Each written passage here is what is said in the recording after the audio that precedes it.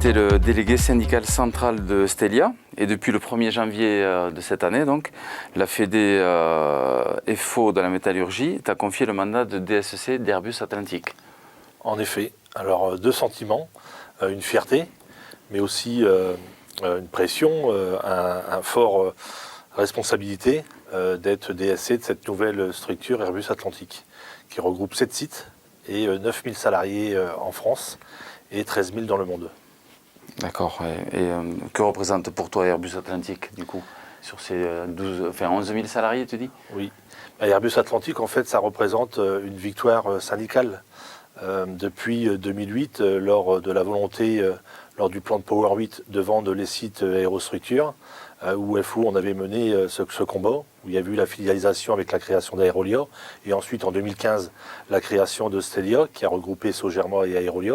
Aujourd'hui, en fait, le temps nous a donné raison de réintégrer les aérostructures dans le groupe et de faire une entité à part entière qui s'appelle Airbus Atlantique. Donc une grande victoire syndicale. Et quelle a été la ligne de FO dans cette négociation pour mener à la naissance d'Airbus Atlantique?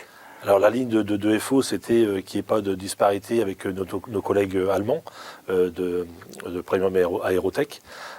Donc ils ont démarré 6 mois plus tard que nous, on a tenu cette ligne, et notamment aussi d'avoir des garanties, que ce soit sur l'ensemble des sites, pour les salariés sur leurs droits, sur les investissements, sur l'emploi. Et ça a été la ligne de FO où on n'a pas lâché et on a eu ces engagements. Et notamment, dernièrement, avec la politique salariale, où il y avait cet engagement qu'il n'y ait pas de décrochage entre les avions et puis Airbus Atlantique. Et c'est une réalité aujourd'hui. Très bien, ok. Et comment FO envisage la suite de cette entreprise? On le voit plutôt positif et on mettra tout en œuvre et on prendra nos responsabilités pour que ça soit une réussite comme Stelia Aerospace l'a été. C'est qu'avec la prise de responsabilité de notre organisation syndicale, alors pas toujours facile, mais qui a pu démontrer que les aérostructures pouvaient rester dans le groupe. Et donc l'avenir, on fera tout pour que ça soit une réussite au sein du groupe. Ok, très bien.